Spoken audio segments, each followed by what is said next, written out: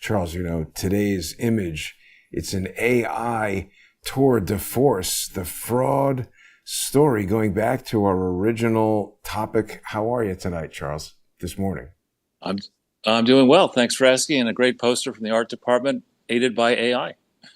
Exactly. Yes. A lot of new technology. I don't know if you made out all the details in our fraud story here, but of course we've got Bubba and Buzz, Bill Clinton and Obama as Buzz Lightyear. And then I don't know if you remember this, but they later teamed up with all of the, Woody's pals. There was this prospector guy who is now Stinky Joe, and this is Bubba's roundup, not Woody's roundup. And also we've got Kamala as the horse.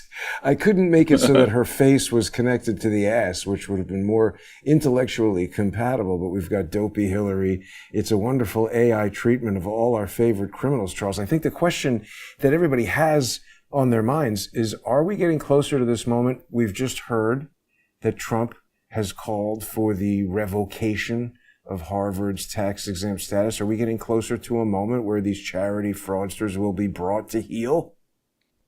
I hope so. I mean, when I got onto this way back when, in March of 2015, I called for the Clinton Foundation to have its tax exemption revoked back then, and then for the entity to be placed in conservatorship. And that's in essence what should happen at Harvard University. The body that runs Harvard University is this, I would argue, very suspicious group of people who are mostly, it seems, drawn from private equity and hedge fund land. These are precisely the types of people who benefit from the ways in which the Harvard endowment might be invested. And I think the institution, and my primary loyalty education-wise is to Yale, not Harvard, my undergraduate school, but when I went to Harvard from September 1978 to June of 1980, it was a different place. I mean, it was a place that, yes, it had a big endowment, but it had across the various academic disciplines, it had standout professors and a relatively small contingent of administrators. Yes, all these big elite schools tend to lean to the left, but it wasn't a manipulation machine to indoctrinate impressionable A-list youth into becoming social justice warriors and putting nose rings in and coloring their hair and tearing down the American system. That's not what Harvard was from 78 to 80.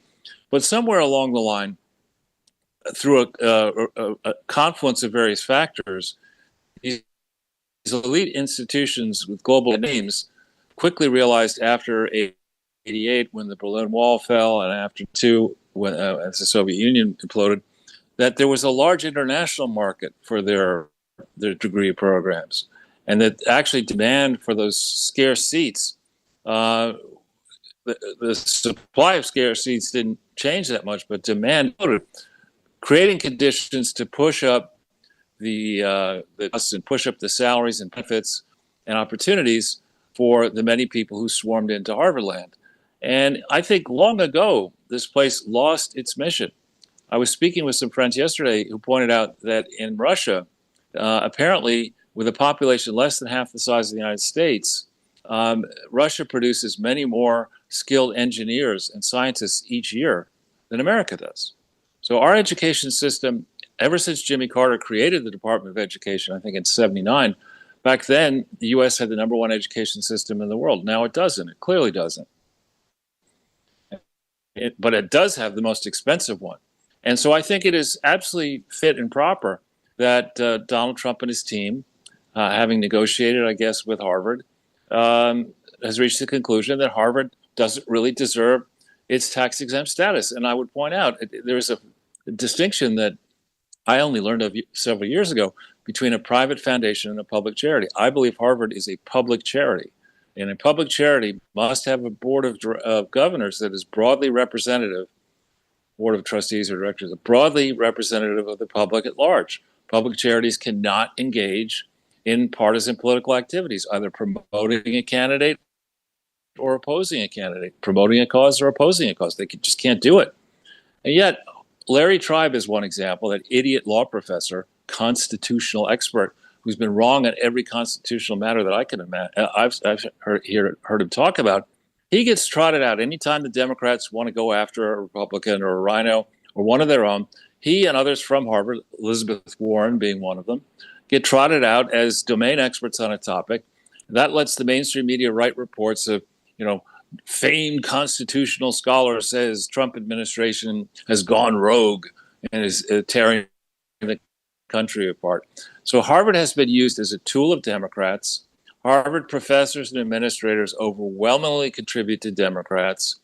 And I think there are legitimate questions about Harvard and these other elite schools as to whether conservatives and independents get the kind of fair hearing and objective evaluation by the teaching staff, by the professors, or whether idiots like Jake Sullivan, who truly is a remarkably stupid person, who actually is just at Harvard praising himself for the Biden administration's policies towards China. Joe Biden and his family very clearly have been on the take for decades to the Chinese, as have the Bush family, as have others in both parties. And China has eaten our lunch for breakfast, metaphorically speaking, in part because conflicted idiots like Biden and George W. and George H.W. Bush and Clinton and others have been in the thrall, I would argue, of the CCP through cutouts. So too has Eric Swalwell. So, Chinese influence across our educational system and needs to be rebuked. And this means that is in the newspaper now, and maybe what the Trump administration decides to use, the IRS has the absolute ability to determine on its own, through a process where they look at the available facts and circumstances, that a given supposed public charity is not following its authorized tax-exempt purposes. Or worse, that tax-exempt public charity is deriving or creating more than, quote, an insubstantial amount of private gain. That's exactly what Harvard does. They take a nut, they make that person, put that person on the faculty, Robert Reich or whatever. He doesn't get tenure, but he goes out to Berkeley where he gets tenure. And given his academic CVs, he gets his tenure track. He makes a lot of money. He gets to write books. He gets fees he shouldn't get, speaking fees and other fees. And clearly, Robert Reich is a living, albeit small, example of someone who has derived massive illegal private gain. The test is not whether one person does it.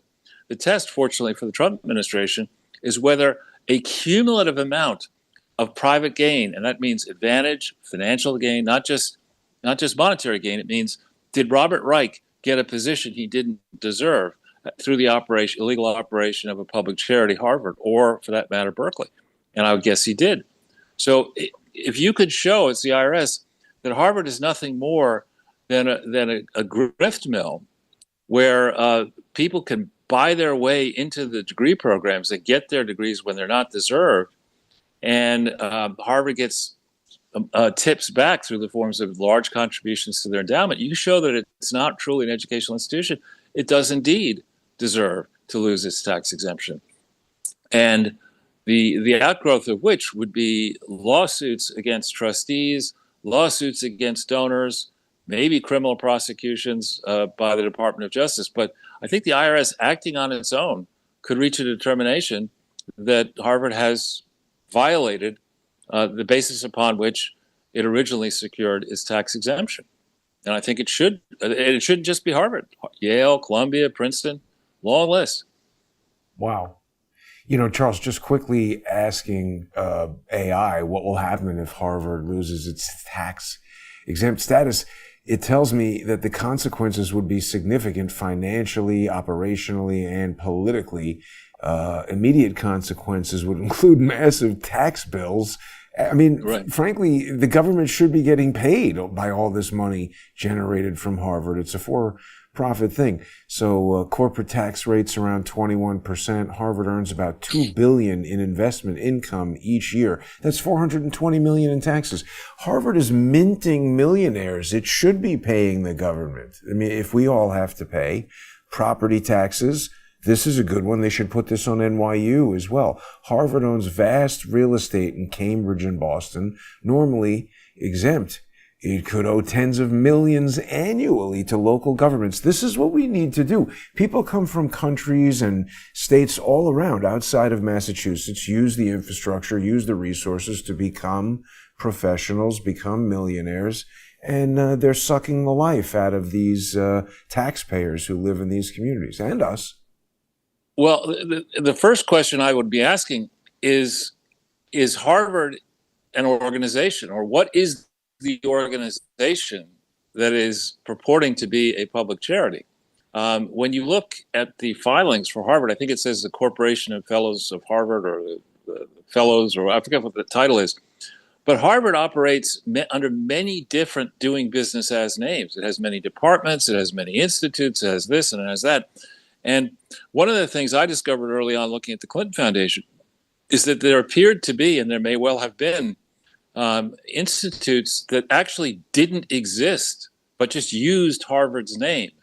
And so, just weaving a bit here, in the for-profit sphere, when you're publicly traded, you have to provide to the SEC a list of every name under which you operate, every subsidiary, every division, every joint venture, and every doing business as name, so that the SEC can figure out what it is that is truly regulating.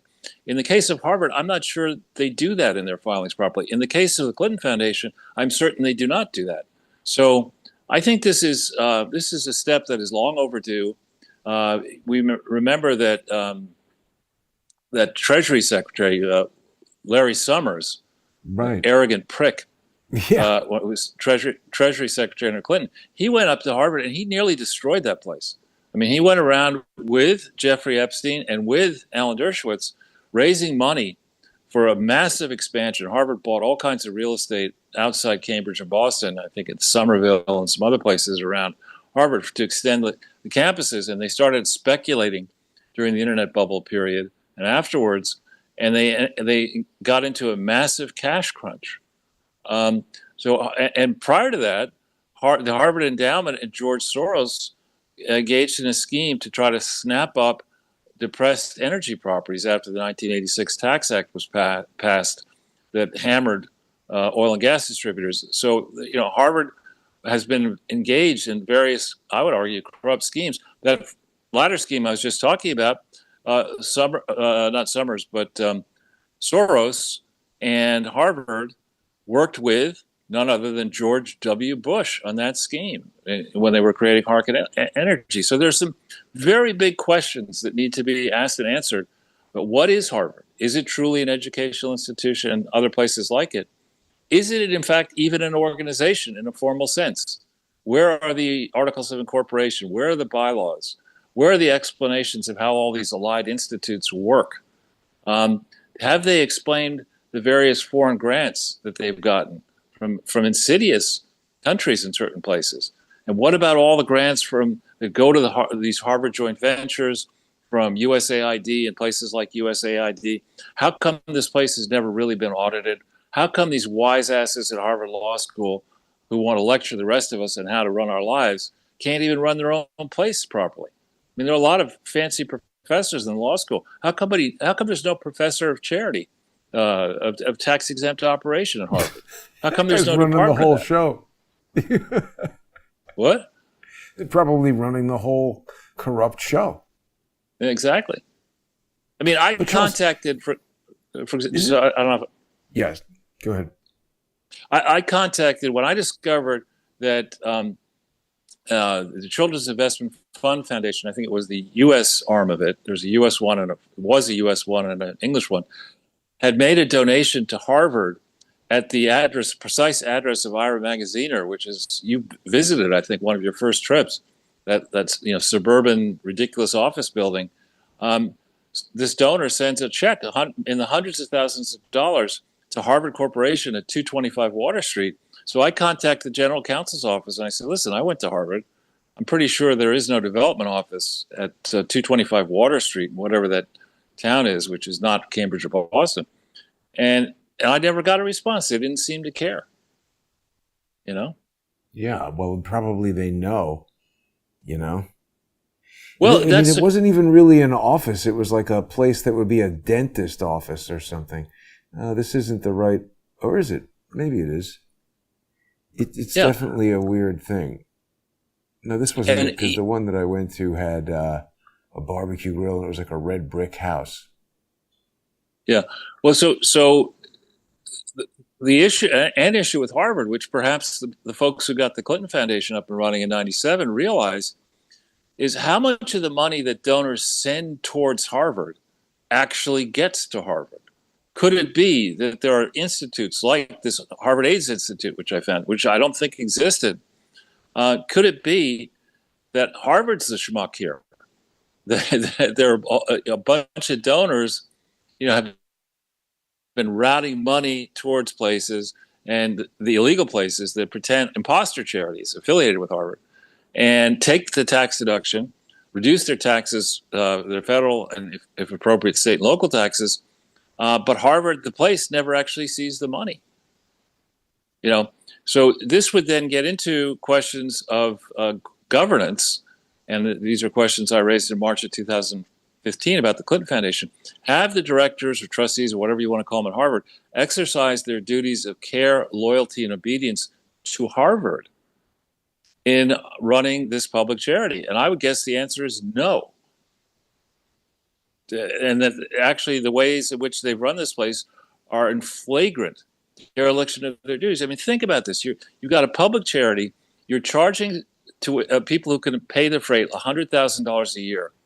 And you discover after the fact, years after the fact, that the president of your university is a confirmed plagiarist. But because she's black and a woman, what you decide to do, rather than expunging her for the records of Harvard, just canceling her, saying, listen, you lost your undergraduate degree, you lost your graduate degree, your academic papers are rubbish, we're going to sue you for your pay and your benefits. Instead of doing that, they say, well, because of her scholarship, and her importance, we're going to keep her on pay at close to $1 million a year. And it's absolutely ridiculous. It's the kind of thing that if you were doing that in your family and you had a child behave as badly as Claudine Gay behaved, and you reached the decision, well, she's made an important contribution to the family, we'll keep her on pay. The rest of the family would say, have you lost your fucking mind? You cannot do this. And yet Harvard did it. And Harvard, unlike Yale, has a pretty good outreach program to alumni. So they send these lengthy letters explaining what they're going to do, and email letters. And I got one from Garber, the president. And I started to read it. And I said, listen, you're a turd. You're a shit turd. I mean, how can you sit here and think that it makes any sense to say you're more important than the federal government, which happens to be your most important donor, directly through the grants and other ways, but indirectly through having these student loan programs that without which your students, many of them, wouldn't go to Harvard. I mean, it's just, these people are pompous fools who deserve to be humiliated and sued, I might add. It's quite amazing, Charles, that there is $2.2 billion going from the U.S. government to Harvard in the first place. It already has $50 billion. Why not just, definitely cancel this, even if they didn't do anything wrong? Why the hell is the government? And then they'll say, oh, because they're doing research. Okay, fine. But then that becomes medical treatments and pharmaceutical drugs that you also have to pay for. So the government shouldn't be funding any of this. Well, what Bob Bishop, our friend Bob Bishop, points out, and others have pointed out, I think Eric Trump pointed out, that's not actually the case. So what happens is when you get together, let's say, and you invent a new drug, you have to spend a lot of money getting it approved or whatever, and protecting your intellectual property relative to that drug. When an educational institution does it, it's not the same deal. It's far easier for them to retain their rights to intellectual property. It's far less expensive. They can use Harvard Law School people, on all their paperwork if they need to. So the not-for-profit world, back in the 80s when I was doing takeover work on Wall Street, and there were all those bad actors, Ivan Boesky and the other people who were insider trading, Dennis Levine, the presumption in media land was that the for-profit world was where the criminals operated. And yes, there are criminals in the for-profit world, but I would argue that because the IRS has fallen down on the job of actually regulating not-for-profits, it's the not-for-profit world where far more of the crookedness occurs. Elon Musk has pointed out that George Soros gave a relatively small amount of his own money to the Open Society foundations. And having done that, USAID and other governments started contributing large sums of money to his foundations, the disposition of which we really don't know at this point because the audits aren't good enough and the reporting isn't good enough. So this not-for-profit sphere, I think the presumption should be any not-for-profit with revenues in excess of $10 million that operates outside programs, outside of its headquarters city, goes on the griddle. I mean, and we'll just start with the biggest ones and work our way down to the smallest ones and make examples of the worst offenders. Not simply because you and I have done I don't know how many shows about the Clinton Foundation, but if the IRS can revoke the tax exempt status of Harvard, it certainly should do so for the Clinton Foundation, and that I would guess is the root allegation and suggestion that Larry Doyle and John Moynihan put to the IRS 5+ years ago. Right? I mean, it should be very bad news for the IRS that they have been resisting efforts to discipline the Clinton Foundation for 5+ years. Why would you do that? There cannot be a good reason why. It's not like the Clinton Foundation is unbelievably virtuous. They raised money for a fucking library in Little Rock, and they never prepared an audit for any of the period when they were raising that money from October 23rd, 1997 through the opening of the library, official opening on November 18th, 2004. There's not a single audit attempt in complying with GAAP that they ever did to explain how much money was raised. And you and I have demonstrated conclusively, Bob Bishop has helped on that, and Fabian Chalendon and others, that about 40% of the money that was in the balance sheet of the Clinton Foundation was stolen by November 18th, 2004. Approximately 40%. There were bank loans outstanding that shouldn't have been outstanding, that were raised fraudulently. There's no proper reporting. They've never used their legal name in any of their filings. Most of their filings are bullshit. The Department of Justice and IRS investigated the Clinton Foundation at least twice, from 2001 to 2005, from 2016 afterwards, and never found any of this obvious fraud. Mueller looked at it. Comey looked at it. Wouldn't be surprised. Andy McCarthy may have looked at it and missed all this obvious fraud. So if you can go after Harvard, you can certainly go after the Clinton Foundation. And you shouldn't just stop with them. You should go after the Barack Obama Foundation, the George Bush, H.W. and W. Bush foundations. Every Gates. Foundation, Bill any Gates. foundation that is affiliated with a dynastic political family is inherently suspicious. And these virtue signaling billionaires and monopolists, Gates, Reid Hoffman, Jeff Bezos, and others that have and maybe Musk, that have these gigantic foundations, if what they're doing is donating appreciated stock to these foundations to get massive personal tax deductions and still controlling the stock that they donate to the foundation, that is very suspicious. And arguably, if you're going to do that, if you're going to give stock to an institution, you should not control that institution personally. You shouldn't be able to do that. What about Jeff Bezos' girl-on-girl space mission? I thought it was going to blow up. He was like maybe wanting to save money on the prenup. I wouldn't want to ride in a rocket with the guy's wife. It was a stunt. I agree. It launched them in a giant dick. It was pretty ridiculous. I think it would have been funny if instead of landing like this, it should have shot each of them out of the top. Who designed this rocket? It's so stupid. Well, it was pretty funny. Did you see what that English politician said on Twitter? He said, if these ladies can call themselves astronauts after spending 6 minutes in space, then I can call myself a gynecologist. With that, Charles, we're going to make our way over to the First Amendment Forum, where we'll be able to discuss gynecology and other things. Doesn't Trump always say that? He's like, we're going to be using tariffs and taxes and other things. He always adds, and other things. It's going to be like something no one's ever seen before. That's right. But join us on crowdsourcethetruth.substack.com, patreon.com/crowdsourcethetruth, subscribestar.com/crowdsourcethetruth, and on X at JG_CSTT. Thanks to everybody who's sponsoring the show. We'll be right back.